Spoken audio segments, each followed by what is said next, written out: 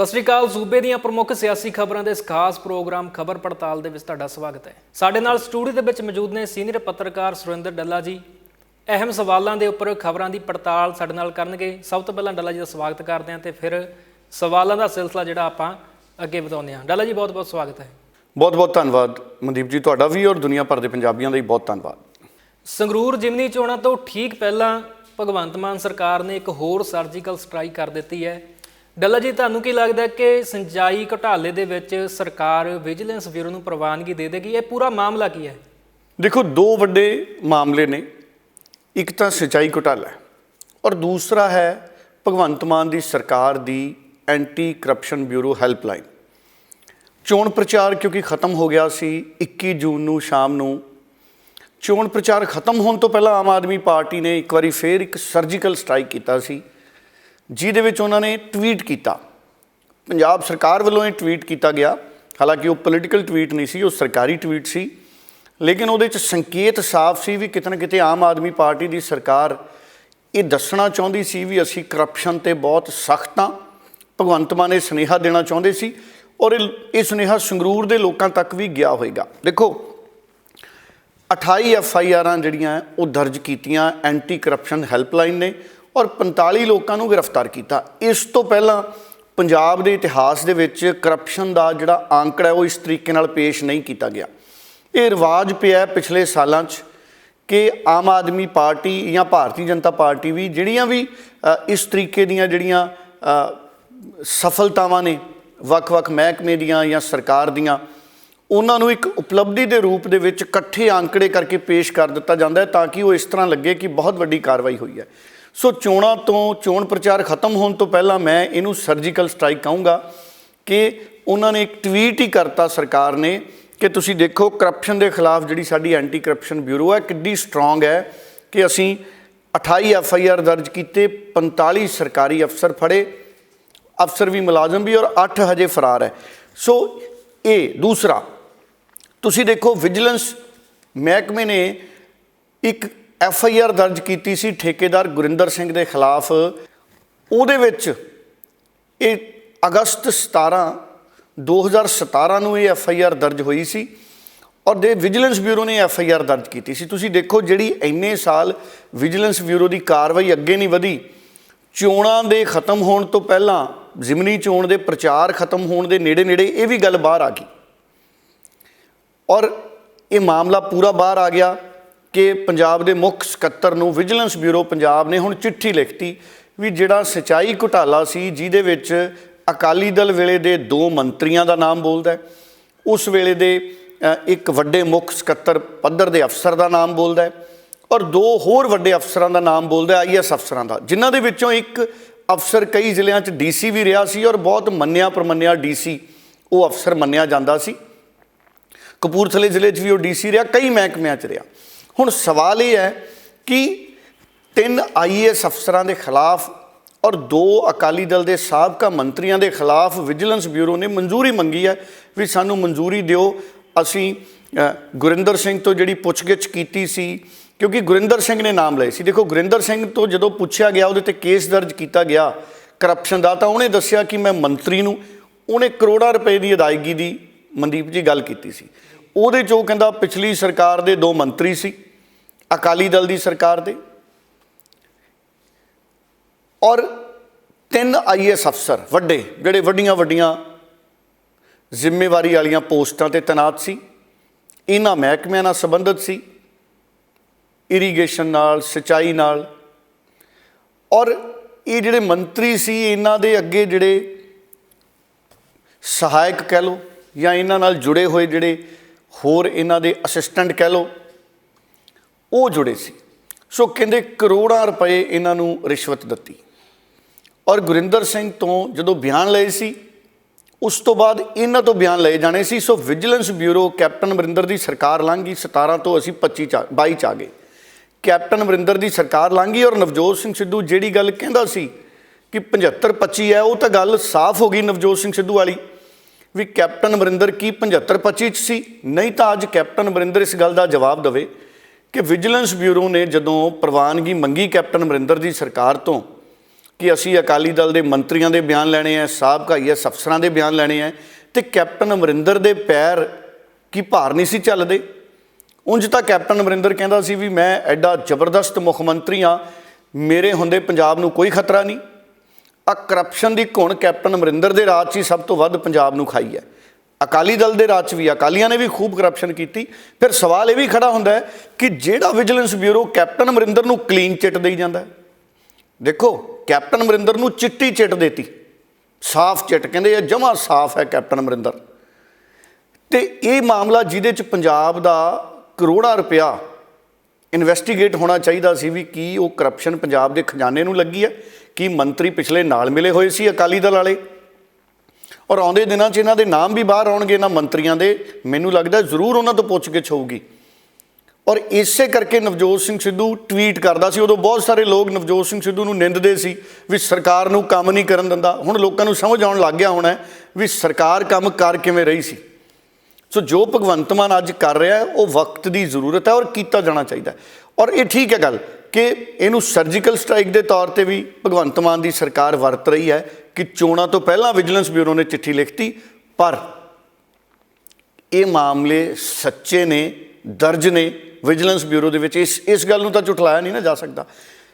दोषी हैगे ने या नहीं हैगे तो अदालतां 'च जदों मामला जाऊगा फिर पता लगूगा। हुण पंजाब के मुख सकत्तर कोले जिहड़ी फाइल चली गई है मनदीप जी, मुख सकत्तर ने विजिलेंस ब्यूरो नूं प्रवानगी देनी। अगर पंजाब की सरकार, देखो मुख सकत्तर आम तौर पर मुख मंत्री की मर्जी बिना अगे नहीं वधदे अजिहे मामलों से। कैप्टन अमरिंदर तो भी पूछा होना उस वेले दे मुख सकत्तरां ने भी विजिलेंस ब्यूरो ने आ सानू चिट्ठी भेजी है जी, जांच करन दी गल करदे आ। उदों ये कह दिता गया कि शायद इहदी लोड़ नहीं, या कहंदे फाइल दब लो। जिवें नवजोत सिंह सिद्धू कहंदा सी कि एक मुख मंत्री हुंदा सूबे 'च जिहदी मर्जी बिना कुछ नहीं हुंदा।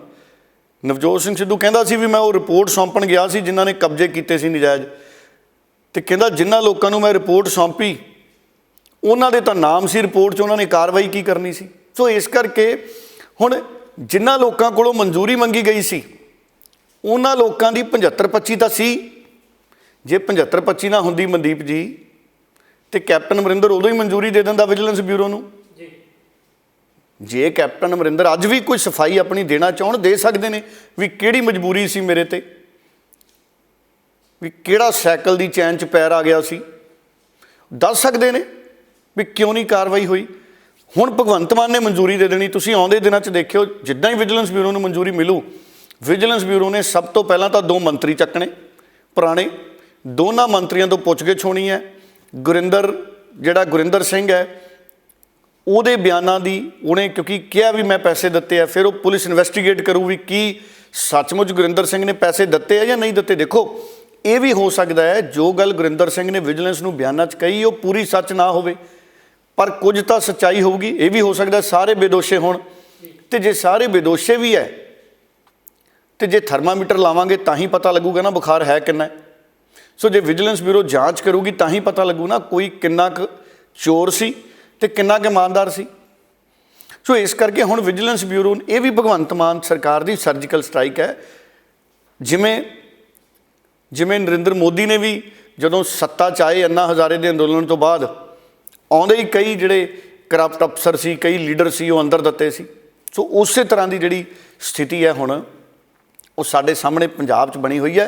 और 3 IAS अफसर जदों उन्हां तों पुछगिछ होणी उन्हां चों मैनूं लगदा वो रिटायरमेंट 2 तो रिटायर हो ही गए, मैनूं पक्का पता है, एक बारे मैं पता करूँगा। तो जिहड़े वो मंत्री से साहबका वो बड़े सरगर्म सी, वो इस बार भी चोण लड़े सी 2022 वाली, दोने जिते नहीं। सो साहबका विधायक हो गए हुण साहबका मंत्री। पर जे मंजूरी भगवंत मान की सरकार तो मिल गई मनदीप जी तो फिर तुरंत उन्हां ते कार्रवाई है, उन्हां तो हिरासती पुछगिछ भी होनी है फिर। और मैनू लगता जिमें आ फूड एंड सिविल सप्लाई वाला साहबका मंत्री अपना चलिया गया सी हाई कोर्ट, ये सिंचाई घोटाले वाले पुराने मंत्री अफसर ये भी मैनू लगता एक अद्धे दिन च हाई कोर्ट चले जाणगे। एक वकील ने बड़े सीनियर पंजाब ते हरियाणा हाई कोर्ट के बलतेज सिंह सिद्धू, वो तो हाई कोर्ट च चले गए भी जिहड़ी पिछली सरकार है वो हाई कोर्ट च चले गए भी इन्हां मंत्रियों ते इन्हां अफसरां ते कार्रवाई की जावे। ਤੇ ਸਰਕਾਰ ਅਦਾਲਤਾਂ 'ਚ ਭਰੋਸਾ ਦਿੰਦੀ ਰਹੀ ਵੀ ਅਸੀਂ ਜ਼ਰੂਰ ਇਹ ਮਾਮਲੇ ਨੂੰ ਵਿਚਾਰ ਰਹੇ ਹਾਂ, ਇਹਦੇ ਤੇ ਕੋਈ ਨਾ ਕੋਈ ਕਾਰਵਾਈ ਕਰਾਂਗੇ। ਤੇ ਉਹ ਜਿਹੜੇ ਵਕੀਲ ਸਾਹਿਬ ਨੇ ਬਲਤੇਜ ਸਿੰਘ ਸਿੱਧੂ, ਉਹਨਾਂ ਨੇ ਮਾਣਹਾਨੀ ਦਾ ਕੇਸ ਵੀ ਲਾਤਾ ਕਿ ਅਦਾਲਤਾਂ ਦੇ ਵਿੱਚ ਵੀ ਇਹਨਾਂ ਨੇ ਇਹ ਕਹਿ ਕੇ ਕਿ ਅਸੀਂ ਕਾਰਵਾਈ ਕਰਾਂਗੇ, ਬਾਅਦ ਦੇ ਵਿੱਚ ਕਾਰਵਾਈ ਕੋਈ ਨਹੀਂ ਕੀਤੀ। ਸੋ ਪਿਛਲੀ ਕੈਪਟਨ ਅਮਰਿੰਦਰ ਸਿੰਘ ਦੀ ਭੂਮਿਕਾ ਦੇ ਉੱਤੇ ਵੀ ਮੈਨੂੰ ਲੱਗਦਾ ਹੈ ਇਹਦੇ ਨਾਲ ਸਵਾਲ ਤਾਂ ਉੱਠਦੇ ਹੈ। ਇਹ ਦੇਖਦੇ ਹਾਂ ਕਿ ਇਸ ਸਰਕਾਰ 'ਚ ਹੁਣ ਦੇਖੋ, ਹੁਣ ਸਵਾਲ ਇਹ ਹੈ ਅਗਲਾ, ਹੁਣ ਵੱਡੀ ਜਿਹੜੀ ਗੱਲ ਹੈ, ਮੈਨੂੰ ਤਾਂ ਇਹ ਲੱਗਦਾ ਕਿ ਵਿਜੀਲੈਂਸ ਬਿਊਰੋ ਨੂੰ ਇਹ ਵੀ ਪੁੱਛ ਲੈਣਾ ਚਾਹੀਦਾ ਭਗਵੰਤ ਮਾਨ ਨੂੰ ਵੀ ਕੀ ਕੈਪਟਨ ਅਮਰਿੰਦਰ ਨੂੰ ਜਿਹੜੀਆਂ ਚਿੱਟੀਆਂ ਅਸੀਂ ਦਿੱਤੀਆਂ, ਸਫੇਦ ਚਿੱਟਾਂ, ਕਲੀਨ ਚਿੱਟਾਂ, ਵੀ ਕੀ ਉਹ ਕਲੀਨ ਚਿੱਟਾਂ ਦੁਬਾਰਾ ਫਰੋਲੀਏ। ਮੈਂ ਤਾਂ ਕਹਿੰਦਾ ਸਿਟੀ ਸੈਂਟਰ ਘੁਟਾਲੇ ਸਮੇਤ ਉਹ ਸਾਰੀ ਕਲੀਨ ਚਿੱਟ ਦੁਬਾਰਾ ਚੈੱਕ ਕਰ ਲੈਣੀ ਚਾਹੀਦੀ ਹੈ। ਅਗਰ ਉਹ ਵਿਜੀਲੈਂਸ ਬਿਊਰੋ ਦੇ ਅਧਿਕਾਰ ਖੇਤਰ 'ਚ ਹੈ ਤਾਂ ਜ਼ਰੂਰ ਸਰਕਾਰ ਨੂੰ ਉਸ ਪਾਸੇ ਧਿਆਨ ਦੇਣ ਦੀ ਲੋੜ ਹੈ। ਇਹੀ ਸਾਰਾ ਜਿਹੜਾ ਹੈਗਾ ਇਹ ਸਰਜੀਕਲ ਸਟ੍ਰਾਈਕ, ਇਹਦਾ ਮੈਂ ਨਾਂ ਦਿੱਤਾ ਕਿ ਭਗਵੰਤ ਮਾਨ ਦੀ ਸਰਕਾਰ ਨੇ ਸਰਜੀਕਲ ਸਟ੍ਰਾਈਕ ਕਰਤਾ। ਸੋ ਡੱਲਾ ਜੀ, ਉੱਧਰ ਦਿੱਲੀ ਦੇ ਵਿੱਚ ਵੀ ਦੇਸ਼ ਭਰ ਤੋਂ ਕਾਂਗਰਸ ਦੇ MLA ਤੇ MP ਇਕੱਠੇ ਹੋ ਰਹੇ ਨੇ, ਕੀ ਕਰਨ ਜਾ ਰਹੀ ਹੈ ਕਾਂਗਰਸ? ਦੇਖੋ, ਕਾਂਗਰਸ ਕਿਉਂਕਿ ਰਾਹੁਲ ਗਾਂਧੀ ਨੂੰ ਲਗਾਤਾਰ ED ਹੈ ਜਿਹੜੀ ਉਹ ਸਿਆਸੀ ਮੈਦਾਨੀ 'ਚ ਰਿੜਕ ਰਹੀ ਹੈ, ਉਹਨਾਂ ਦੇ ਮਾਮਲੇ 'ਚ ਪੁੱਛਗਿੱਛ ਲਗਾਤਾਰ ਹੋ ਰਹੀ ਹੈ। 51 ਘੰਟਿਆਂ ਤੋਂ ਵੱਧ ਪੁੱਛਗਿੱਛ ਹੋ ਗਈ। ਕਾਂਗਰਸ ਦੇ ਕਈ MP, ਕਈ ਵਿਧਾਇਕ, ਲਗਭਗ ਸਾਰੇ ਵਿਧਾਇਕ ਤੇ ਸਾਰੇ MP ਤਾਂ ਸਾਦੀ ਲਏ ਗਏ ਨੇ ਵੀ ਤੁਸੀਂ ਦਿੱਲੀ ਆ ਜਾਓ ਭਾਈ, ਉੱਥੇ ਅਗਲੀ ਰਣਨੀਤੀ ਬਣਨੀ ਹੈ। ਹੁਣ ਮਨਦੀਪ ਜੀ, ਇਹਦੇ ਵਿੱਚ ਕੀ ਹੈ ਕਿ 23 ਤਰੀਕ ਨੂੰ ਸੋਨੀਆ ਗਾਂਧੀ ਨੂੰ ਵੀ ਉਹਨਾਂ ਨੇ ਪੁੱਛਿਆ, ਸੱਦਿਆ ਸੀ ED ਨੇ ਵੀ ਤੁਸੀਂ ਪੇਸ਼ ਹੋ। ਪਹਿਲਾਂ 8 ਜੂਨ ਨੂੰ ਸੱਦਿਆ ਸੀ। ਬੀਬੀ ਸੋਨੀਆ ਗਾਂਧੀ ਨੂੰ ਕੋਵਿਡ ਹੋ ਗਿਆ ਸੀ, ਉਹ ਹਸਪਤਾਲ 'ਚ ਦਾਖਲ ਰਹੇ। ਉਹਨਾਂ ਨੂੰ ਕਾਫੀ ਜ਼ਿਆਦਾ ਜਟਿਲਤਾਵਾਂ ਆਈਆਂ ਕੋਵਿਡ ਦੀਆਂ। ਹੁਣ ਉਹ ਛੁੱਟੀ ਤਾਂ ਉਹਨਾਂ ਨੂੰ ਮਿਲ ਗਈ, ਪਰ ਹਜੇ ਵੀ ਉਹ ਮੁਕੰਮਲ ਤੌਰ 'ਤੇ ਠੀਕ ਨਹੀਂ। ਸੋ ਉਹਨਾਂ ਨੇ ਆਪਣੇ ਵਕੀਲਾਂ ਦੇ ਜ਼ਰੀਏ ਫਿਰ ਇਨਫੋਰਸਮੈਂਟ ਡਾਇਰੈਕਟੋਰੇਟ ਨੂੰ ਚਿੱਠੀ ਭੇਜੀ ਹੈ ਵੀ ਤੁਸੀਂ ਹੋਰ ਅੱਗੇ ਦਾ ਮੈਨੂੰ ਸਮਾਂ ਦਿਓ, ਕਿਉਂਕਿ ਹਜੇ ਮੇਰੀ ਸਿਹਤ ਹੈ ਜਿਹੜੀ ਉਹ ਡਾਕਟਰੀ ਤੌਰ ਦੇ ਉੱਤੇ ਠੀਕ ਨਹੀਂ ਹੈ। ਸੋ ਬੀਬੀ ਸੋਨੀਆ ਗਾਂਧੀ ਨੂੰ ਤਾਂ ਨਿਸ਼ਚਿਤ ਤੌਰ ਦੇ ਉੱਤੇ ਇਨਫੋਰਸਮੈਂਟ ਡਾਇਰੈਕਟੋਰੇਟ ਨੇ ਸਮਾਂ ਦੇ ਦੇਣਾ ਮੈਨੂੰ ਲੱਗਦਾ, ਪਰ ਰਾਹੁਲ ਗਾਂਧੀ ਨੂੰ ਬਾਰ-ਬਾਰ ਸੱਦਦੇ ਨੇ। ਤੇ ਜਿਹੜੇ ਕਾਂਗਰਸ ਦੇ ਲੀਡਰ ਨੇ ਦੇਸ਼ ਭਰ ਦੇ ਵਿੱਚ, ਜਿਹੜੇ ਬਹੁਤੇ ਜ਼ਿਆਦਾ ਸਰਗਰਮ ਨਹੀਂ ਸੀ ਦਿਖਦੇ ਪਿਛਲੇ ਸਮਿਆਂ ਦੇ ਵਿੱਚ ਮਨਦੀਪ ਜੀ, ਉਹ ਸਾਰੇ ਸਰਗਰਮ ਹੋ ਗਏ। ਹੁਣ ਤੁਸੀਂ ਦੇਖਦੇ ਹੋ ਦਿੱਲੀ ਦੀਆਂ ਸੜਕਾਂ 'ਤੇ ਫਿਰ ਅੰਦੋਲਨ, ਪ੍ਰੋਟੈਸਟ, ਕਾਂਗਰਸੀਆਂ ਦੇ ਉੱਤੇ ਪੁਲਿਸ ਜਿਹੜੀ ਹੈ ਉਹਨਾਂ ਨੂੰ ਫੜ-ਫੜ ਗੱਡੀਆਂ 'ਚ ਬਿਠਾਉਂਦੀ ਹੈ। ਕੱਲ੍ਹ ਅਸੀਂ ਦੇਖਿਆ ਇੱਕ ਕਾਂਗਰਸ ਦੀ ਬੀਬੀ, ਉਹ ਇੰਨੇ ਜ਼ਿਆਦਾ ਗੁੱਸੇ 'ਚ ਆ ਗਏ ਜਦੋਂ ਉਹਨਾਂ ਨੂੰ ਗੱਡੀ 'ਚ ਪੁਲਿਸ ਵਾਲੀ 'ਚ ਚਾੜਿਆ ਗਿਆ, ਉੱਥੋਂ ਦੀ ਪੁਲਿਸ ਨੇ ਗ੍ਰਿਫਤਾਰ ਕੀਤਾ ਤੇ ਉਹਨਾਂ ਨੇ ਗੱਡੀ 'ਚ ਤਾਕੀ 'ਚ ਖੜਿਆਂ ਨੇ ਥੁੱਕ ਹੀ ਸੁੱਟਤਾ। ਸੋ ਕਾਂਗਰਸ ਹੈ ਜਿਹੜੀ ਉਹ ਬਹੁਤ ਜ਼ਿਆਦਾ ਗੁੱਸੇ 'ਚ ਹੈ ਇਸ ਵਕਤ ਕਿ ਤੁਸੀਂ ਬਾਰ-ਬਾਰ ਰਾਹੁਲ ਗਾਂਧੀ ਤੋਂ ਪੁੱਛਗਿੱਛ ਕਰਦੇ ਹੋ। ਪੰਜਾਬ ਵਾਲੇ ਕਈ MP ਵੀ ਉੱਥੇ ਪਹੁੰਚੇ, ਗੁਰਜੀਤ ਔਜਲਾ ਪਹੁੰਚੇ, ਅਮਰ ਸਿੰਘ ਪਹੁੰਚੇ, ਡਿੰਪਾ ਸਾਹਿਬ ਪਹੁੰਚੇ। ਇਹ ਸਾਰੇ ਕਹਿੰਦੇ ਵੀ ਰਾਹੁਲ ਗਾਂਧੀ 'ਤੇ ਇਹ ਬਦਲੇ ਦੀ ਕਾਰਵਾਈ ਹੋ ਰਹੀ ਹੈ, ED ਜਾਣਬੁੱਝ ਕੇ ਤੰਗ ਪਰੇਸ਼ਾਨ ਕਰ ਰਹੀ ਹੈ। ਪਰ ਇਸ ਬਹਾਨੇ ਕਾਂਗਰਸ ਸਰਗਰਮ ਹੋ ਗਈ ਮਨਦੀਪ ਜੀ, ਕਾਂਗਰਸ ਸਰਗਰਮ ਹੋ ਗਈ। ਜਿਵੇਂ ਸਰਦੀਆਂ 'ਚ ਇਨਵਰਟਰ ਜ਼ਿਆਦਾ ਵਰਤਿਆ ਨਹੀਂ ਜਾਂਦਾ ਕਿਉਂਕਿ ਬੱਤੀ ਹੋਈ ਨਹੀਂ ਜਾਂਦੀ, ਤੇ ਗਰਮੀਆਂ 'ਚ ਪਤਾ ਲੱਗਦਾ ਵੀ ਇਨਵਰਟਰ ਦੀ ਬੈਟਰੀ 'ਚ ਜ਼ੋਰ ਕਿੰਨਾ ਕੁ ਹੈ, ਲਾਈਟ ਜਾਣ ਤੋਂ ਕਿੰਨੀ ਕੁ ਦੇਰ ਚੱਲਦੀ ਹੈ। ਆਹ ਦੇਖੋ, ਭਗਵੰਤ ਮਾਨ ਦੀ ਸਰਕਾਰ ਆਈ ਹੁਣ, ਜਾਂ ਪਹਿਲਾਂ ਪਿੱਛੇ ਚਰਨਜੀਤ ਚੰਨੀ ਸੀ, ਇਹਨਾਂ ਦੋਨਾਂ ਵੇਲੇ ਵੀ ਸਾਨੂੰ ਪਤਾ ਲੱਗ ਗਿਆ ਸੀ ਵੀ ਸਾਡੇ ਘਰ ਦੇ ਇਨਵਰਟਰਾਂ ਦੀ ਬੈਟਰੀ 'ਚ ਤਾਕਤ ਕਿੰਨੀ ਕੁ ਹੈ, ਕਿਉਂਕਿ 5-5, 6-6 ਘੰਟੇ ਦੇ ਕੱਟ ਤਾਂ ਆਮ ਹੀ ਲੱਗ ਜਾਂਦੇ ਆ। ਸੋ ਇਸ ਕਰਕੇ ਹੁਣ ਕਾਂਗਰਸ ਨੂੰ ਵੀ ਉਹਨਾਂ ਦੀ ਪ੍ਰਦਰਸ਼ਨ ਕਰਨ ਦੀ ਸਮਰੱਥਾ ਦਾ, ਤਾਕਤ ਦਾ ਅੰਦਾਜ਼ਾ ਲੱਗ ਰਿਹਾ ਹੋਣਾ ਜਦੋਂ ਰਾਹੁਲ ਗਾਂਧੀ ਨੂੰ ਬਾਰ-ਬਾਰ ਪੁੱਛਗਿੱਛ ਦੇ ਲਈ ਸੱਦਿਆ ਜਾਂਦਾ। ਪਰ ਮੈਂ ਤੁਹਾਨੂੰ ਇਹ ਵੀ ਦੱਸਦਾ, ਹੁਣ ਅੱਜ ਕੱਲ੍ਹ ED ਦੀ ਵਰਤੋਂ ਇਸ ਤਰੀਕੇ ਨਾਲ ਹੁੰਦੀ ਹੈ, ਇਲਜ਼ਾਮ ਲੱਗਦੇ ਆ। ਜਦੋਂ ਕਾਂਗਰਸ ਦੀ ਸਰਕਾਰ ਸੀ ਉਦੋਂ ਕਹਿੰਦੇ CBI ਨੂੰ ਇਸੇ ਤਰ੍ਹਾਂ ਵਰਤਿਆ ਜਾਂਦਾ ਸੀ। ਫਿਰ ਪਿਛਲੇ ਸਮਿਆਂ ਦੇ ਵਿੱਚ CBI ਨੂੰ ਤੋਤਾ ਵੀ ਕਿਹਾ ਸੀ ਸੁਪਰੀਮ ਕੋਰਟ ਨੇ। ਪਰ ਜਦੋਂ ਕਾਂਗਰਸ ਦੀ ਸੱਤਾ ਸੀ, ਭਾਵੇਂ ਮਨਮੋਹਨ ਸਿੰਘ 10 ਸਾਲ ਪ੍ਰਧਾਨ ਮੰਤਰੀ ਰਹੇ, ਉਦੋਂ ਇਲਜ਼ਾਮ ਇਹ ਵੀ ਲੱਗਦੇ ਰਹੇ ਆ। ਦੇਖੋ, ਮਨਮੋਹਨ ਸਿੰਘ ਤਾਂ ਬਹੁਤ ਹੀ ਜਿਹੜੇ ਨੇ ਸੱਜਣ ਦੇਸ਼ ਦੇ ਪ੍ਰਧਾਨ ਮੰਤਰੀ ਰਹੇ ਨੇ, ਪਰ ਜਿਹੜੇ ਬਾਕੀ ਮੰਤਰੀ ਹੁੰਦੇ ਸੀ ਕਹਿੰਦੇ ਉਹ ਵੀ ED ਦੇ ਜਿਹੜੇ CBI ਹੈ, CBI ਦੇ ਅਫਸਰਾਂ ਨੂੰ ਦਬਾਅ ਪਾ ਕੇ ਕਿਤੇ ਨਾ ਕਿਤੇ ਅਜਿਹੀਆਂ ਕਾਰਵਾਈਆਂ ਕਰਾ ਲੈਂਦੇ ਸੀ ਜਿੱਥੇ ਉਹਨਾਂ ਨੂੰ ਲੋੜ ਹੁੰਦੀ ਸੀ ਦਬਾਅ ਬਣਾਉਣ ਦੀ। ਸੋ CBI ਦੀ ਦੁਰਵਰਤੋਂ ਦੇ ਇਲਜ਼ਾਮ ਕਾਂਗਰਸ 'ਤੇ ਵੀ ਲੱਗੇ ਸੀ। ਪਰ ਇਹ ਵਕਤ ਦਾ ਚੱਕਾ ਹੈ, ਇਹ ਵਕਤ ਦਾ ਚੱਕਾ ਘੁੰਮਦਾ, ਕਦੀ ਕਿਸੇ ਦਾ ਦਾਅ ਲੱਗਦਾ, ਕਦੀ ਕਿਸੇ ਦਾ ਦਾਅ ਲੱਗਦਾ, ਪਰ ਦੁਰਵਰਤੋਂ ਏਜੰਸੀਆਂ ਦੀ ਇਸ ਤਰ੍ਹਾਂ ਹੋਣੀ ਨਹੀਂ ਚਾਹੀਦੀ ਮਨਦੀਪ ਜੀ। ਡੱਲਾ ਜੀ, ਕੱਲ੍ਹ ਸੰਗਰੂਰ ਜ਼ਿਮਨੀ ਚੋਣ ਤੋਂ ਪਹਿਲਾਂ ਇੱਕ ਵਾਰੀ ਉੱਥੋਂ ਦੀ ਪੂਰੀ ਮੁਕੰਮਲ ਰਿਪੋਰਟ ਹੈ ਜਿਹੜੀ ਉਹ ਵੀ ਜ਼ਰੂਰ ਸਾਂਝੀ ਕਰੋ। ਦੇਖੋ, ਸੰਗਰੂਰ ਦੀ ਮੁਕੰਮਲ ਰਿਪੋਰਟ ਤਾਂ ਹੁਣ ਲੋਕਾਂ ਦੀਆਂ ਉਂਗਲਾਂ 'ਤੇ ਪਈ ਹੈ ਮਨਦੀਪ ਜੀ। ਸਾਰੇ ਲੋਕਾਂ ਨੂੰ ਪਤਾ ਕਿਹੜੇ-ਕਿਹੜੇ ਉਮੀਦਵਾਰ ਖੜ੍ਹੇ ਆ। 5 ਉਮੀਦਵਾਰ ਮੁੱਖ ਤੌਰ 'ਤੇ ਟੱਕਰ 'ਚ ਮੰਨੇ ਜਾਂਦੇ ਨੇ ਕਿਉਂਕਿ ਇਹ ਮੀਡੀਆ 'ਚ ਬੜੇ ਚਰਚਿਤ ਰਹੇ। ਗੁਰਮੇਲ ਸਿੰਘ ਘਰਾਂਚੋ ਆਮ ਆਦਮੀ ਪਾਰਟੀ, 2 ਨੰਬਰ 'ਤੇ ਸਿਮਰਨਜੀਤ ਸਿੰਘ ਮਾਨ, 3 ਨੰਬਰ 'ਤੇ ਕੇਵਲ ਸਿੰਘ ਢਿੱਲੋਂ ਕਹਿ ਲਓ, 2 ਵਾਰ ਦੇ ਉੱਥੋਂ MLA ਰਹੇ ਬਰਨਾਲੇ ਦੇ। 4ਥੇ ਨੰਬਰ 'ਤੇ ਕਾਂਗਰਸ ਕਹਿ ਲਓ ਦਲਬੀਰ ਸਿੰਘ ਗੋਲਡੀ। 5ਵੇਂ ਨੰਬਰ ਤੇ ਅਕਾਲੀ ਦਲ ਕਹਿ ਲਓ, ਬੀਬੀ ਕਮਲਦੀਪ ਕੌਰ ਜਿਹੜੇ ਕਿ ਬਲਵੰਤ ਸਿੰਘ ਰਾਜੋਆਣਾ ਦੇ ਭੈਣ ਨੇ। ਇਹ 5 ਧਿਰਾਂ ਤਾਂ ਮੁੱਖ ਨੇ। ਹੁਣ ਇੱਥੇ ਹੋਣਾ ਕੀ ਆ ਸੰਗਰੂਰ 'ਚ 2 ਤਰ੍ਹਾਂ ਦੇ ਟੈਸਟ ਨੇ ਜੋ ਭਗਵੰਤ ਮਾਨ ਦੇ ਬਿਆਨਾਂ ਤੋਂ ਨਜ਼ਰ ਆਉਂਦਾ ਸੀ। 3 ਮਹੀਨੇ ਦੀ ਕਾਰਗੁਜ਼ਾਰੀ ਤੋਂ ਕੀ ਲੋਕ ਖੁਸ਼ ਨੇ? ਕੀ ਸਿੱਧੂ ਮੂਸੇਵਾਲੇ ਦੇ ਜਾਣ ਤੋਂ, ਦੀਪ ਸਿੱਧੂ ਦੇ ਜਾਣ ਤੋਂ ਬਾਅਦ ਜਿਹੜਾ ਨੌਜਵਾਨ ਹੈ ਉਹ ਸਿਮਰਨਜੀਤ ਸਿੰਘ ਮਾਨ ਦੇ ਨਾਲ ਖੜਾ ਹੈ? ਕੀ ਕਾਂਗਰਸ ਨੇ ਆਪਣੀਆਂ ਗਲਤੀਆਂ ਤੋਂ, ਪੁਰਾਣੀਆਂ ਤੋਂ ਕੋਈ ਸਬਕ ਸਿੱਖਿਆ ਸੀ? ਕਾਂਗਰਸ ਤਾਂ ਖੈਰ ਬਹੁਤਾ ਪ੍ਰਚਾਰ ਵੀ ਨਹੀਂ ਕਰ ਪਾਈ, ਉਹ ਤਾਂ ਦਿੱਲੀ ਵੱਲ ਨੂੰ ਹੀ ਉਲਝੇ ਰਹਿ ਗਏ। ਨਾ ਰਾਹੁਲ ਗਾਂਧੀ ਆ ਸਕਿਆ, ਨਾ ਪ੍ਰਿੰਕਾ ਗਾਂਧੀ ਆ ਸਕੇ। ਸੁਖਬੀਰ ਬਾਦਲ ਨੇ ਬਹੁਤ ਉੱਥੇ ਜ਼ੋਰ ਲਾਇਆ, ਲੇਕਿਨ ਸੁਖਬੀਰ ਦਾ ਤੇ ਸਿਮਰਨਜੀਤ ਸਿੰਘ ਮਾਨ ਦਾ ਆਪਸ 'ਚ ਜਿਹੜਾ ਪੇਚਾ ਉਹ ਲੋਟ ਨਹੀਂ ਆਇਆ। ਦੋਨਾਂ ਨੇ ਇੱਕ ਦੂਜੇ ਦੇ ਖਿਲਾਫ ਬਹੁਤਾ ਜ਼ਿਆਦਾ, ਦੋਨਾਂ ਦਾ ਇੱਕ ਦੂਜੇ ਦੇ ਖਿਲਾਫ ਨੇੜਤਾ ਬਣੀ ਨਹੀਂ ਇਹਨਾਂ ਚੋਣਾਂ ਦੇ ਵਿੱਚ। ਦੇਖੋ ਉੱਥੇ 15,69,240 ਵੋਟਰ ਨੇ, ਮੈਂ ਕੱਢ ਕੇ ਲਿਆ ਸੀ ਅੰਕੜਾ, 15,69,240 ਔਰ 5 ਉਮੀਦਵਾਰ ਨੇ। ਸੋ 8,30,000 ਉੱਥੇ ਮਰਦ ਵੋਟਰ ਨੇ, 7,39,140 ਸਾਡੀਆਂ ਬੀਬੀਆਂ ਵੋਟਰ ਨੇ। ਹੁਣ ਫੈਸਲਾ ਕਰਨਾ 7,39,140 ਬੀਬੀਆਂ ਨੇ। ਕੀ ਬੀਬੀਆਂ ਇਸ ਗੱਲ ਤੋਂ ਨਾਰਾਜ਼ ਤਾਂ ਨਹੀਂ ਹੋਣਗੀਆਂ ਵੀ ਸਾਡੇ ਖਾਤਿਆਂ 'ਚ 1000 ਰੁਪਇਆ ਨਹੀਂ ਆਇਆ? ਜੇ ਤਾਂ ਬੀਬੀਆਂ ਇਹ ਸਮਝ ਗਈਆਂ ਵੀ ਸਰਕਾਰ ਹੌਲੀ ਹੌਲੀ ਕਰੂਗੀ, ਸਰਕਾਰ ਯਤਨ ਕਰਨ ਲੱਗੀ ਹੋਈ ਹੈ, ਫਿਰ ਤਾਂ ਕੰਮ ਚੱਲ ਜੂਗਾ। ਫਿਰ ਇੱਥੋਂ ਗੱਲ ਨਿਕਲੀ, ਅਗਲੀ ਗੱਲ ਆ ਗਈ, ਕੀ ਬੀਬੀਆਂ ਇਹ ਮੰਨ ਲੈਣਗੀਆਂ ਵੀ ਠੀਕ ਹੈ 300 ਯੂਨਿਟ ਜਿਹੜੇ ਬਿਜਲੀ ਦੇ ਮੁਫਤ ਕੀਤੇ ਹੈ ਇਹ ਸਾਨੂੰ ਮਨਜ਼ੂਰ ਹੈ, ਵੀ ਜੇ 300 ਤੋਂ ਵੱਧ ਫੂਕਿਆ ਤਾਂ ਸਾਰੇ ਦਾ ਬਿੱਲ ਦੇਣ ਨੂੰ ਅਸੀਂ ਤਿਆਰ ਹਾਂ? ਇਹ ਦੂਸਰਾ ਮੁੱਦਾ ਹੈ। ਤੀਸਰਾ ਮੁੱਦਾ ਪੈਨਸ਼ਨਾਂ ਦਾ। ਚੌਥਾ ਸ਼ਰਾਬ ਵਾਲਾ, ਕਹਿੰਦੇ ਸ਼ਰਾਬ ਸਸਤੀ ਹੋ ਜਾਣੀ ਹੈ 1 ਜੁਲਾਈ ਤੋਂ। ਕੀ ਬੀਬੀਆਂ ਇਸ ਗੱਲ ਦਾ ਬੁਰਾ ਤਾਂ ਨਹੀਂ ਮਨਾ ਜਾਣਗੀਆਂ? ਕਿਉਂਕਿ ਪੰਜਾਬ ਦੇ ਵਿੱਚ ਔਰਤਾਂ ਸ਼ਰਾਬ ਦੇ ਧੁਰ ਵਿਰੋਧੀ ਨੇ ਤੇ ਪੀਣ ਵਾਲੇ ਨੇ ਜਿਹੜੇ ਉਹ ਆਪਣੇ ਆਪਣੇ ਤਰਕ ਦਿੰਦੇ ਨੇ। ਐਂ ਤਾਂ ਸਾਡੇ ਇੱਕ ਸਾਬਕਾ ਮੰਤਰੀ ਵੀ ਸੀ,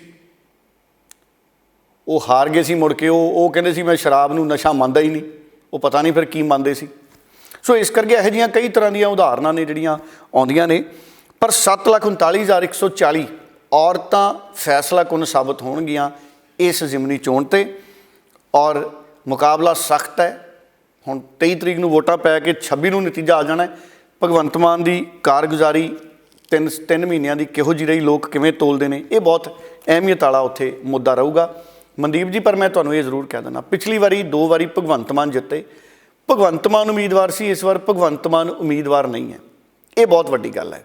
ਔਰ ਇਸ ਵਾਰ ਭਗਵੰਤ ਮਾਨ, ਸਿਮਰਨਜੀਤ ਸਿੰਘ ਮਾਨ, ਕੇਵਲ ਸਿੰਘ ਢਿੱਲੋਂ, ਦਲਬੀਰ ਸਿੰਘ ਗੋਲਡੀ ਤੇ ਬੀਬੀ ਕਮਲਦੀਪ ਕੌਰ ਰਾਜੋਆਣਾ, ਇਹ 5 ਮੁੱਖ ਟੱਕਰ 'ਚ ਮੰਨੇ ਜਾਂਦੇ ਨੇ। ਬਾਕੀ ਦੇਖਦੇ ਹਾਂ 26 ਤਰੀਕ ਨੂੰ, ਪਰ ਵੱਡਾ ਉਲਟ ਫੇਰ ਵੀ ਹੋ ਸਕਦਾ। ਸੰਗਰੂਰ ਹਮੇਸ਼ਾ ਉਲਟ ਫੇਰ ਲਈ ਜਾਣਿਆ ਜਾਂਦਾ ਹੈ। ਸੋ ਡੱਲਾ ਜੀ ਬਹੁਤ ਬਹੁਤ ਧੰਨਵਾਦ, ਤੁਸੀਂ ਇਹਨਾਂ ਅਹਿਮ ਸਵਾਲਾਂ ਦੇ ਉੱਪਰ ਪੜਤਾਲ ਕੀਤੀ ਹੈ। ਸੋ ਦਰਸ਼ਕਾਂ ਤੋਂ ਵੀ ਆਪਾਂ ਇਜਾਜ਼ਤ ਲੈਂਦੇ ਹਾਂ। ਬਹੁਤ ਬਹੁਤ ਧੰਨਵਾਦ। ਤੁਹਾਡਾ ਵੀ ਬਹੁਤ ਬਹੁਤ ਧੰਨਵਾਦ ਮਨਦੀਪ ਜੀ, ਬਹੁਤ ਧੰਨਵਾਦ।